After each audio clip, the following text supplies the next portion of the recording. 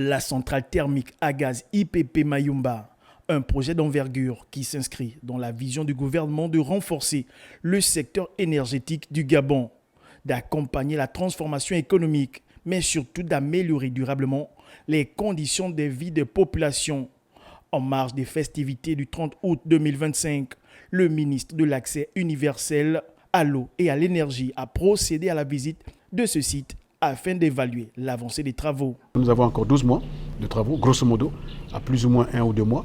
Et il n'y a pas de raison que nous ne puissions pas atteindre tout ceci dès lors que les parties se retrouvent de temps en temps, dès lors que nous nous parlons et surtout dès lors que les accords, aussi bien contractuels que politiques, peuvent accompagner comme il se doit le projet. Sur le site, 2 turbines Taurus 60 d'une puissance totale de 8,5 MW en cours de connexion ont déjà été installées, tout comme les transformateurs qui vont permettre l'évacuation de l'énergie sur le réseau électrique.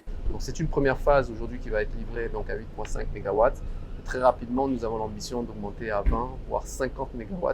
D'ailleurs, au niveau du pipe, tout est fait pour que on puisse produire 50 MW sur cette installation qui va permettre de vraiment dynamiser l'économie de la région. La mise en service de cette infrastructure permettra de stabiliser l'ensemble du réseau du Sud, d'améliorer la fourniture d'électricité, réduire les délestages et d'assurer un meilleur rayonnement énergétique du Gabon. C'est à partir de Mayumba que dans le futur, nous allons électrifier donc tout le sud du Gabon.